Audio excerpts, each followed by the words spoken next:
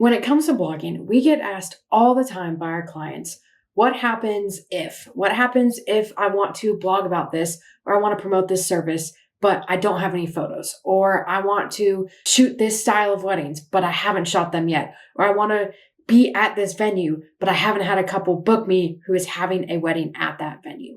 And the great news is that there's things that we can do to almost pad our portfolio and give us the ability to still write those blog posts, still target those keywords, and still attract those clients before we actually get them in the door. Hey, I'm Jessie from Inkpot Creative, and we are a brand and web design business who also helps photographers blog and attract their ideal clients through organic content on Google. And in this video, I'm going to go over what to do when you want to blog about something, but you don't actually have the photos to put in it. And if you're having trouble coming up with ideas for what to actually blog, click the link in the description below where we have 60 plus free blog ideas for you to blog about as a photographer.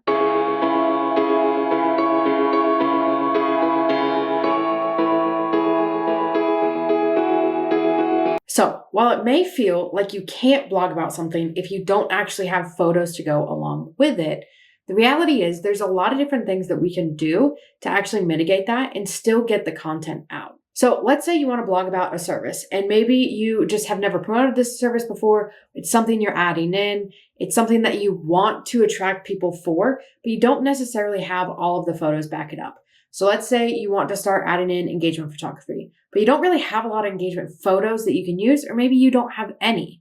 So instead of being like, well, I guess I can't blog about this until I actually have that content, until I actually book couples, and then just kind of crossing your fingers and hoping that someone books an engagement session with you without even knowing that you maybe have that service or seeing anything about it, there's a few things that we can do instead. So our top 2 suggestions here would be 1, either reach out to family members, friends, anything like that, any couple that you know, and be like, hey, can you do me a favor? Can we do some couples photos? It's okay if they're not actually engaged or if they're married, right? That's not really going to be a deal breaker. But if you can find a couple where you can be like, hey, can you come maybe this Saturday? We're going to take photos so that I have some photos that I can put in this blog post. I have some photos that I can show my work in couples photography, in engagement photography. So family, friends, reach out to them, see if anybody would be willing to do it. The other thing you can do is actually put something out on your social media, Instagram, TikTok, anything like that. You can even make it a giveaway if you want to, whatever you want to do, but source it and say, hey, is there anybody who would want to do engagement photos or couple photos? I'll give you a completely free session. You'll get the photos from it. And in return, I get to use these in my marketing material. Now, between the 2 of these, I will say the benefit of trying to get a family member or friend doing it is you'll have a little bit more control over what the photos actually are and kind of what you do, right? Because when you're with someone you know and you're close with, you can be like, hey, this is exactly what I want. This is the style I want to go for. You know, these are the types of photos I want. This is the location I maybe want to go. You have a little bit more control over that. At the end of the day, they're getting the photos and you're getting the marketing out of it. But you can probably work around that a little bit and have more control of how they end up. With a completely random stranger, it might be a little bit of a give and take of being like, hey, what are you comfortable with? What do you want to do? Where do you want to be? What do you want to wear? All of that stuff. But both of these are really great options. Now, when we're thinking about these, yes, you will be doing a session for free. So you will give up those, handful of hours with actually doing the session. Maybe it's an hour-long session, and then you're editing the photos, all of that stuff. But in return for that, you're getting materials that you can use to promote and market your work and then attract people who are going to pay you for those sessions. So if you're really like, I have no photos, I have nothing I can do to actually promote this, instead of just, again, crossing our fingers and hoping that someone comes along to do it, we can reach out. We can give 1, maybe 2 if you want to, handful, however many you want to do, free sessions. And then we have that content that we can use to promote the work and bring in paying clients. Now, the other thing that we see a lot is if we're looking at weddings, maybe you want to be at a specific venue, or maybe your style is kind of changing and you want to break into a different market or a different aesthetic. We can't really use that same exact rule because it's kind of hard to be like, hey, come do a wedding shoot with me. Like, do you have a wedding dress and the venue and all that, right? It's a little more complicated in that sense. So this is where styled shoots come in handy a bunch, right? So if you, let's say we're trying to do a specific aesthetic. So maybe you're really getting into, bright and colorful, fun weddings. We can find a styled shoot that gives us the opportunity to capture something like that. Or if you're trying to break into more of a luxury market, find a styled shoot that is a luxury based styled shoot. That's a great way to have the photos. You're normally able to work with at least one couple, if not more, get a whole bunch of different shots, a whole bunch of different detailed shots. You get a lot of things that you can use for your portfolio, and you might even get some tips along the way, depending on how the entire style shoot is set up, right?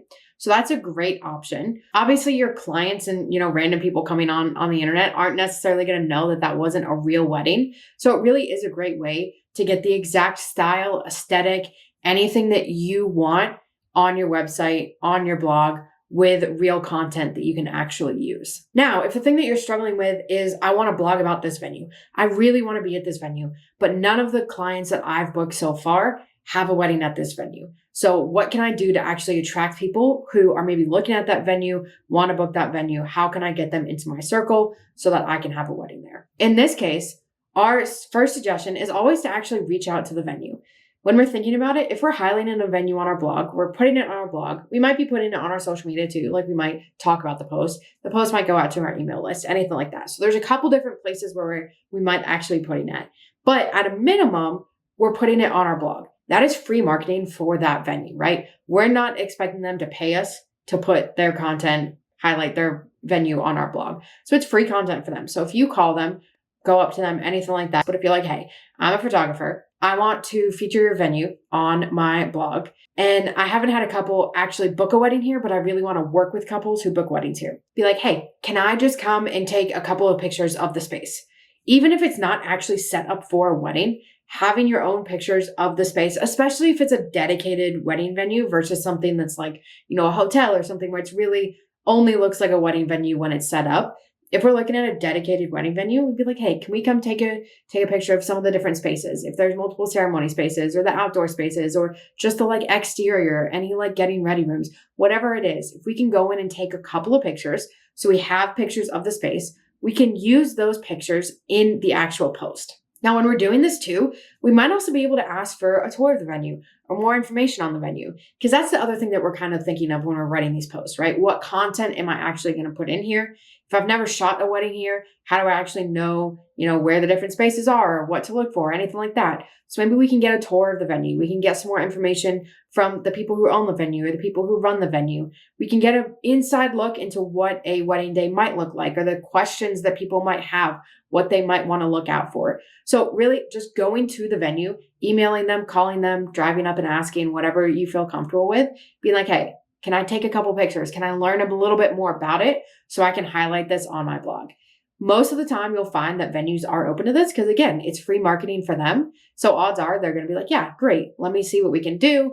Let's see what information we can get you, what photos we can get you, anything like that. It may also mean going during the week. They might have weddings on the weekends. So maybe they're like, hey, we can't do it over the weekends, but you can come during the week, take some photos. We can kind of walk through, answer questions, anything like that. Now, when you're actually putting the post together, odds are if you are able to go and take photos, it's probably not the amount of photos that you actually want on the post.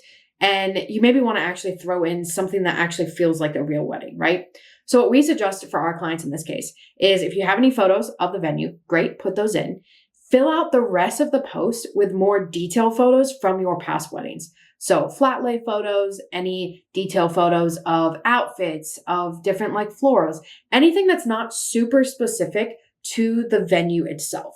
The one thing we want to be careful of is we don't want to misrepresent the venue and show actual big scale pictures of weddings at completely different venues, right? We want to make sure it stays aligned in that way. So if we're looking at the little detail photos, if we're looking at the super specific flat lays or photos of, the dresses and shoes and suits and whatever it might be, odds are those aren't super location specific. And if it shows the venue, it shows very small pieces of the venue.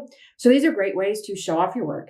You're still getting to show your talent, your aesthetic, your style, everything with these photos, but you're not misrepresenting the venue by making it seem like this wedding that you shot at, a completely different venue is the one that you're blogging about, right? So these detailed photos are great. And then eventually when you do book a client at that venue, you can always go in and swap it out with photos of a real wedding at that venue. But you don't feel like everything's just stock. You don't feel like everything's just, exterior photos. You don't feel like your post is empty, and people get a real sense of your photography style and what you can kind of bring to their wedding day. So even if you haven't shot the specific type of service that you want, or you haven't been to the venue, you can absolutely still blog about it and start to attract those clients in. You just have to get a little bit creative with it. Reaching out to people, seeing if you can do some free sessions, seeing if you can get just some content that you can use to attract those first few clients so that you can then put that out and continue the ball rolling, or reaching out to venues, seeing if you can do tours, seeing if you can take photos of your own so that you have that content that you can put in your posts. And then again, filling out posts with other photos that you've done that are a little more detailed, not super specific to any venue, anything like that can be a great way to throw in your own, actual real photography into the mix to help attract your dream clients. Hopefully this helps and shows you that you do have a lot of flexibility when it comes to what you can blog about. And you don't necessarily have to wait for something to come in to actually target it and blog about it on your website. And again, if you do want some help coming up with blog topics in general, click that link in the description below to grab 60 plus blog post ideas for photographers. And if you have any questions, feel free to drop a comment or DM us at Inkpot Creative.